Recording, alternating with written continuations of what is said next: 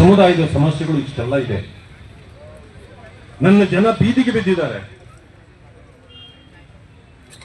ಯಾರೋ ಒಂದೋ ಎರಡೋ ಈ ರೀತಿಯ ವೈನ್ ಸ್ಟೋರು ಅಥವಾ ಬಾರ್ ಅಂಡ್ ರೆಸ್ಟೋರೆಂಟ್ ಮಾಡಿರೋರು ಅವ್ರು ಚೆನ್ನಾಗಿರ್ಬೋದು, ಇಡೀ ಸಮುದಾಯ ಚೆನ್ನಾಗಿದೆ ಅಂತ ಹೇಳಲಿಕ್ಕೆ ಬರೋದಿಲ್ಲ. ಆ ಕಾರಣಕ್ಕೆ ನನ್ನ ಸಮುದಾಯದ ಜನರನ್ನು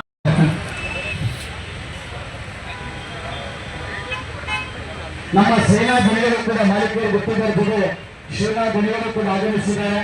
ನಮ್ಮ ಹೋರಾಟದ ನಮ್ಮ ಎರಡು ಮಗಳು ಕಲ್ಯಾಣ ಕರ್ನಾಟಕದ ಜೋಡೆತ್ತುಗಳೆಂದು ಹೇಳಿ ಆ ಜೋಡೆತ್ತುಗಳೆಂದು ಹೇಳಿಕೊಂಡು ಖ್ಯಾತಿಯನ್ನು ಪಡೆದಿರತಕ್ಕಂಥ ಸನ್ಮಾನ್ಯ ಶ್ರೀ ಮಾಲಿಕೆಯ ಕಲ್ಯಾಣ ಕರ್ನಾಟಕದಲ್ಲಿ ಅಲ್ಲ ಅಷ್ಟೇ ಅಲ್ಲ, ಇಡೀ ರಾಜ್ಯದಲ್ಲಿ ಮಾಲಿಕೆಯ ಗುಪ್ತಗಾರಂದ್ರೆ ಒಂದು ತೂಕ ಮತ್ತು ಘನತೆಯನ್ನು ಉಳಿಸಿಕೊಂಡು ಬಂದಿರತಕ್ಕಂಥ ಒಬ್ಬ ರಾಜಕಾರಣಿ.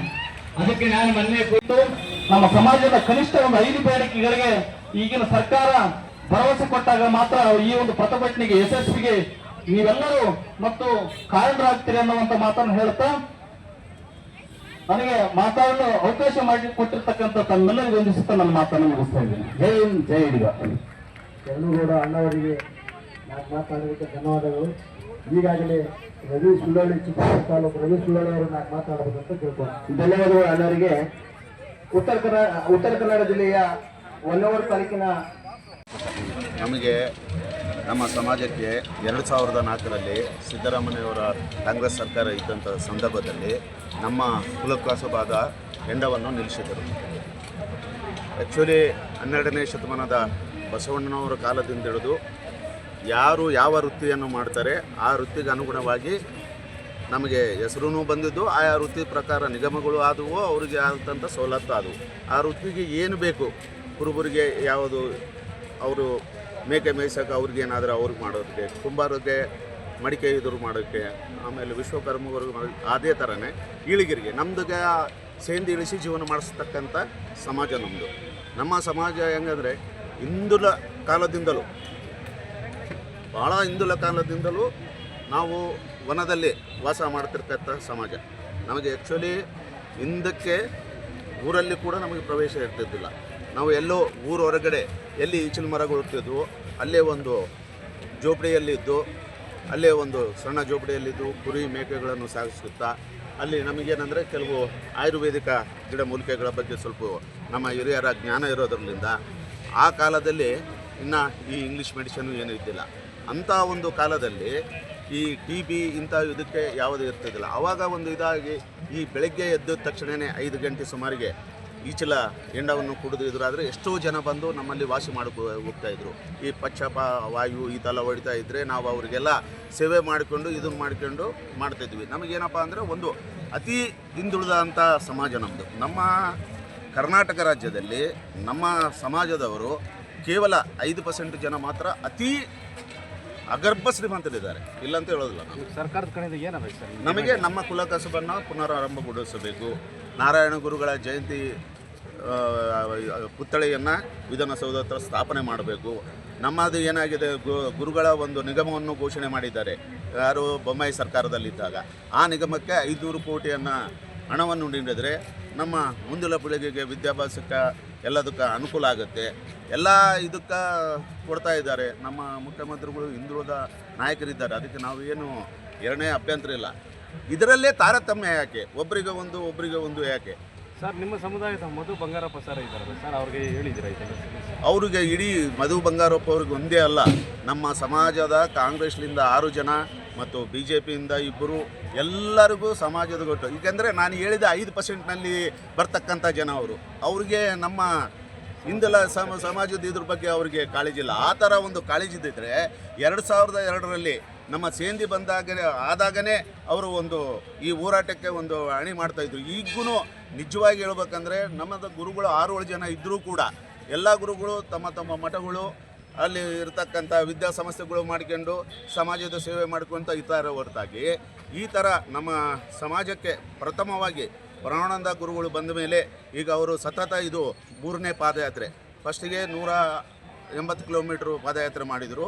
2ನೇದು ಮಂಗಳೂರಿನಿಂದ ಬೆಂಗಳೂರಿಗೆ ಬಂದ ತಕ್ಷಣವೇ ನಮಗೊಂದು ನಿಗಮ ಕೂಡ ಘೋಷಣೆ ಆಯಿತು.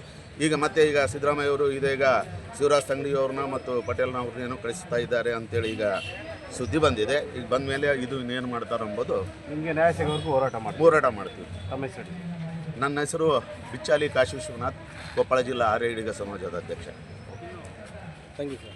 ಅಂತೇಳಿ ನಾವು ಬಳ್ಳಾರಿ ಜಿಲ್ಲಾದ ಈಡಿಗ ಸಂಘದ ಜಿಲ್ಲಾ ಅಧ್ಯಕ್ಷರು. ನಾವು ಉದ್ದೇಶಪೂರ್ವಕ ಅಂತ ಏನಂತ ಬಂದಿದ್ದೀವಿ ಅಂದರೆ, ನಮ್ಮ ಜಿಲ್ಲೆಯಲ್ಲಿ ಹಿಂದೆ ಸೇಂದಿ ಮಾರಾಟ ಮಾಡ್ತಾಯಿದ್ರು. ಆ ಸೇಂದಿಯಿಂದ ಅದಕ್ಕೆ ಸಾಕಷ್ಟು ಜನ ಬಡತನ ಇದೆ. ಆ ಬಡತನದಕ್ಕೋಸ್ಕರ ಸ್ವಾಮೀಜಿಯವರು ಅದನ್ನು ಹೋರಾಟ ಮಾಡಿ ನಮಗೆ ಯಶಸ್ವಿ ಮಾಡೋಣ, ನಮಗೆ ಸೇಂದಿ ಬೇಕು ಅಂತೇಳಿ ನಮಗೆ ಹೋರಾಟ ಮಾಡೋಣ ಅಂತೇಳಿ ಸಿದ್ದರಾಮಯ್ಯರವರಿಗೆ ಆದಷ್ಟು ಬೇಗ ನೀವು ಪಾದಯಾತ್ರೆ ಮಾಡಿ ನಮಗೆ ಯಶಸ್ವಿ ಮಾಡಲಿಕ್ಕೆ ಒಂದು 18 ಬೇಡಿಕೆಗಳನ್ನು ಇಟ್ಟಿದ್ದೀವಿ. ಆ ಬೇಡಿಕೆಗಳನ್ನು ಕೊಡಬೇಕಂತೇಳಿ ನಮ್ಮ ಸ್ವಾಮೀಜಿಯವರು ಬಂದಿದ್ದಾರೆ. ಸ್ವಾಮೀಜಿ ಜೊತೆ ನಮ್ಮ ಶ್ರೀನಾಥ್ ದಣಿಯವರು ಬಂದಿದ್ದಾರೆ. ಅವ್ರ ಜೊತೆ ನಾವು ಬಂದಿದ್ದೀವಿ. ನಮಗೆ ಯಾವುದೇ ರೀತಿಯಲ್ಲಿ ಬಳ್ಳಾರಿ ಜಿಲ್ಲಾದವ್ರು ನಾವು ಇವಾಗ ಸಾಕಷ್ಟು ಬಡತನ ಇದೆ ನಮಗೆ. ಆ ಬಡದಕ್ಕೋಸ್ಕರ ಜಿಲ್ಲಾಧ್ಯಕ್ಷರಾದಂಥ ಈ ನಮ್ಮ ಮುಖ್ಯಮಂತ್ರಿ ಆದಂಥ ಸಿದ್ದರಾಮಯ್ಯನವರು ನಮಗೆ ಈ ಬಂದದಕ್ಕೆ ನಮಗೆ ಯಶಸ್ವಿ ಮಾಡಿಕೊಡ್ಬೇಕಂತೇಳಿ ತಮ್ಮಲ್ಲಿ ಕೇಳುತ್ತಾ ನಾನು 4 ಮಾತುಗಳನ್ನು ಮಾತಾಡಲು ಬಳ್ಳಾರಿ ಜಿಲ್ಲಾಧ್ಯಕ್ಷ ಕೃಷ್ಣಮೂರ್ತಿ ಅಂತೇಳಿ. ಸರ್, ಇದುವರೆಗೆ ಮನವಿ ಪತ್ರ ಏನು ಕೊಟ್ಟಿಲ್ಲ ಸರ್? ಕೊಟ್ಟಿದ್ದೀವಿ ಸರ್, ಸಾಕಷ್ಟು ಸಾರಿ ಕೊಟ್ಟಿದ್ದೀವಿ. ಮನವಿ ಪತ್ರ ಮಾಡಿದ್ದಾರೆ. ನಮ್ಮ ಸ್ವಾಮೀಜಿಯವರು ಕೊಟ್ಟಿದ್ದಾರೆ, ಸುಮಾರು ಸಾರಿ ಕೊಟ್ಟಿದ್ದಾರೆ. ಮೊದಲು ಪಾಸ್ ಮಾಡಿದ್ರು, ಅದನ್ನು ಫೇಲ್ ಮಾಡಿದ್ದಾರೆ. ಅದು ಯಾಕೆ ಆಗಿಲ್ಲ ಅಂತ ಗೊತ್ತಿಲ್ಲ. ನಮ್ಮ ಸಮುದಾಯದವರು ಕೂಡ ಮುಖ್ಯಮಂತ್ರಿಗಳು ಇದ್ದಾರೆ, MLA ಗಳು ಇದ್ದಾರೆ, ಮಿನಿಸ್ಟ್ರುಗಳು ಇದ್ದಾರೆ. ಆದರೆ ಅವರು ಅದಕ್ಕೆ ಸ್ಪಂದನೆ ಕೊಟ್ಟಿಲ್ಲ. ಯಾಕೆ ಕೊಟ್ಟಿಲ್ಲ ನಮಗೆ ಗೊತ್ತಿಲ್ಲ. ಅದು ಯಾಕಂದರೆ ದೊಡ್ಡವ್ರ ಮೂಲಕ ಇಲ್ಲ, ನಾವು ಸಣ್ಣವ್ರ ಮೂಲಕ ಆಗಿದ್ದೀವಿ. ನಮ್ಮ ಮುಖ್ಯಮಂತ್ರಿಗಳು ಹಿಂದೆ ಆಗಿರ್ತಕ್ಕಂಥ ಬಂಗಾರಪ್ಪನವರು ಇದ್ದಾರೆ, ಕಾಗೋಡು ತಿಮ್ಮಪ್ಪನವರು ಇದ್ದಾರೆ, ಜನಾರ್ದನ್ ಪೂಜಾರಿ ಅವರು ಇದ್ದಾರೆ. ನಮ್ಮ ಬಂಗಾರಪ್ಪ ಅಣ್ಣ ಮಗ ಮುದು ಬಂಗಾರಪ್ಪನವರು, ಕುಮಾರ್ ಬಂಗಾರಪ್ಪನವರು, ಸಾಕಷ್ಟು ಜನ ನಮ್ಮವರು ಇದ್ದರೂ ಕೂಡ ಬೆಂಬಲ ಕೊಟ್ಟಿಲ್ಲ. ಅದು ಯಾಕೂ ಕೊಟ್ಟಿಲ್ಲ ಅವರಿಗೆ ಗೊತ್ತಾಗುತ್ತೆ. ಈ ಸಾರಿ ಆದರೂ ಕೊಡಲಿ ಅಂತೇಳಿ ನಾವು ಬಂದು ಬಳ್ಳಾರಿ ಜಿಲ್ಲೆಯಿಂದ ಬಂದು ಸುಮಾರು ಜನ ಬಂದಿದ್ದೀವಿ. ಇಲ್ಲಿ ಬಂದು ನಾವೆಲ್ಲ ಬೇಡಿಕೆಗಳನ್ನು ಮುಂದಿಟ್ಟಿದ್ದೀವಿ. ಸಿದ್ದರಾಮಯ್ಯನವರು ಬರಲಿಲ್ಲ. ಆದಷ್ಟು ನಮ್ಮ MLA ಗಳು ಕೂಡ ಯಾರು ಬಂದಿಲ್ಲ. ಅದು ಯಾಕೋ ಏನೋ ಈಗಾಗಲೇ ಸ್ಪಂದನೆ ಮಾಡಲೇಬೇಕಂತೇಳಿ ತಮ್ಮಲ್ಲಿ ಕೇಳಿಕೊಡ್ತೇವೆ. Thank you sir. ಏನಾಗಬೇಕು ಸರ್ಕಾರಕ್ಕೆ, ಏನು ಹೇಳಕ್ಕೆ ಬಯಸ್ತೀವಿ? ನಾವು ಚಿತ್ತಾಪುರ ತಾಲೂಕಿನಿಂದ ಶಕ್ತಿಪೀಠ ಕರೆದಾಳ್ ವಾಡಿ ಚಿತ್ತಾಪುರ ಎಲ್ಲ ಸಮುದಾಯದವರು ಬಂದಿದ್ದೀವಿ. ನಾವು ಬಯಸೋದೇನೆಂದರೆ ನಮ್ಮ ಬೇಡಿಕೆಗಳು ಇದು ನಿಗಮ ಮಂಡಳಿ 500 ಕೋಟಿ ರೂಪಾಯಿಯನ್ನು ಹಾಕಬೇಕು ಮತ್ತು ಕಸಬು ಒದಗಿಸಿಕೊಡಬೇಕು ಮತ್ತು ಪುತ್ಳಿಯ ನಾರಾಯಣ ಗುರುಗಳ ಪುತ್ಳಿಯನ್ನು ವಿಧಾನಸೌಧದಲ್ಲಿ ಅನಾವರಿಸಬೇಕು. ಒಂದು 5-6 ಬೇಡಿಕೆಗಳನ್ನು ಸರ್ಕಾರ ಈಡೇರಿಸಿದೆ. ಕನಿಷ್ಠ ಪಕ್ಷದಲ್ಲಿ 5-6 ಸರ್ಕಾರ ಈಡೇರಿಸಿದರೆ ನಮ್ಮ ಪ್ರತಿಭಟನೆಯನ್ನು ತೆಗೆದುಹಾಕ್ಬೋದು. ಯಾರು ನಾವು ದೊಡ್ಡ ವ್ಯಕ್ತಿ ಬಂದು ಸಚಿವರು ಬಂದು ಅದಕ್ಕೆ ಆಶ್ವಾಸನೆ ಕೊಟ್ಟರೆ ಸಿದ್ದರಾಮಯ್ಯವರ ಮೇರೆಗೆ ಈಡೇರೋವರೆಗೂ ಇಲ್ಲಿ ಪ್ರತಿಭಟನೆ ಮಾಡುತ್ತೇವೆ. ನಮ್ಮ ಹೆಸರು ಸುನೀಲ್ ಗುತ್ತೇದಾರು, ವಾಡಿ ಅಧ್ಯಕ್ಷರು, ಈಡಿಗ ಸಮಾಜದ ಅಧ್ಯಕ್ಷರು. ಸರ್ ಹೇಳಿ, ನೀವೇನು ಮಾತಾಡ್ತಿದ್ದೀರಾ? ಕಂಟಿನ್ಯೂ ಸರ್, ಇವತ್ತಿನ ದಿವಸ ಇಡೀ ಕರ್ನಾಟಕ ನಮ್ಮ ಹಾವೇರಿಯ ಸಮಾಜ, ನಮ್ಮ ಗುರುಗಳಾದ ಘನವಾನಂದ ಸ್ವಾಮೀಜಿಯವರು 700 ಕಿಲೋಮೀಟ್ರ್ ಪಾದಯಾತ್ರೆ ಮೂಲಕ ಬಂದಿದ್ದಾರೆ. ನಮಗೆ ಅದು ಭಾಳ ಕಷ್ಟ ಅಂದ್ರೆ ಭಾಳ ಕಷ್ಟ ಅನಿಸುತ್ತೆ. ಇಷ್ಟೊಂದು ಸರ್ಕಾರ ನಮಗೆ ಇಷ್ಟು ಕೀಳಾಗಿ ನೋಡ್ತದೆ. ನಮಗೊಂದು ಕಷ್ಟ ಏನು ಕೇಳಲಾಗ್ಯದ. ಹಾಗಾಗಿ ನಾವು ಭಾಳ ರೊಚ್ಚಿಗೆದ್ದು ಇವತ್ತು ಇಲ್ಲಿ ಕೂತಿದ್ದೀವಿ. ನಮ್ಮ ಬೇಡಿಕೆಗಳು ಈಡೇರಬೇಕು. ಈಡೇರಲಿಲ್ಲ ಅಂತಂದ್ರೆ ನಾವು ಇಲ್ಲಿಂದ ಹೋಗ್ಬೋದು. ಸರ್ ಹೇಳಿ, ನಿಮ್ಮ ಜಿಲ್ಲೆಯಲ್ಲೇ ಪ್ರಿಯಾಂಕ್ ಖರ್ಗೆ ಅವರು ಇದ್ದಾರೆ, ಮಲ್ಲಿಕಾರ್ಜುನ್ ಖರ್ಗೆ ಇದ್ದಾರೆ, ಅವ್ರಿಗೆ ಏನಾದರೂ ವಿಷಯ ತಿಳಿಸಿದ್ದೀರಾ? ಅವ್ರಿಗೆ ವಿಷಯ ತಿಳಿಸಿದ್ದೀವಿ. ನ್ಯಾಯ ಸಿದ್ದರಾಮಯ್ಯ ಅವ್ರಿಗೂ ತಿಳಿಸಿದ್ದಾರೆ. ಈಗ ಹೈಕಮಾಂಡ್ದವ್ರು ಅವರು ಇದ್ದಾರೆ, ಅವ್ರು ತೀರ್ಮಾನ ತೊಗೋಬೇಕಲ್ವ. ಈಗ ಅವರು ಸಿದ್ದರಾಮಯ್ಯ CM ಸಾಹೇಬರು ಅವ್ರ ತೀರ್ಮಾನ ಏನು ತಗೋತಾರೆ. ಇಷ್ಟು ಸಲ ಮನವಿ ಕೊಟ್ಟಿದ್ದಾರೆ? 1-2-3 ಸಲ ಕೊಟ್ಟಿದ್ದಾರೆ. ಏನು ಹೇಳಿದ್ದಾರೆ? ಹೇಳ್ತೀನಿ, CM ಸಾಹೇಬ್ರಿಗೆ ಹೇಳ್ತೀನಿ, ಅಟೆಂಡೆನ್ಸ್ ಮಾಡ್ತೀವಿ. ನಮ್ಮ ಮಾಲಿಕೆ ಗುತ್ತೇದಾರು ಪ್ರಭಾವಿ ವ್ಯಕ್ತಿ ಇದ್ದಾರೆ, ಅವ್ರು ಭೀ ತಿಳಿಸಿದ್ದಾರೆ. ಕೆಲವೊಂದು ರಾಜಕೀಯ ವ್ಯಕ್ತಿಗಳು ಇದ್ದಾರೆ, MLC ಜಗದೀಶ್ ಗುತ್ತೇದಾರ್ ಇದ್ದಾರೆ, ನಮ್ಮ ಜಿಲ್ಲಾಧ್ಯಕ್ಷರು ರಾಜೇಶ್ ಗುತ್ತೇದಾರ್ ಇದ್ದಾರೆ, ಎಲ್ಲರೂ ತಿಳಿಸಿದ್ದಾರೆ. ಏನು ಕೈಗೊಳ್ತಾರೆ ಇನ್ನೋರಿಗೆ ಗೊತ್ತಾಗಿಲ್ಲ. ಈಗೇನು ಗೊತ್ತಾಗ್ಬೋದು. ಚೆನ್ನಾಗಿ ನಿಂತ್ಕೊಳ್ಳಿ.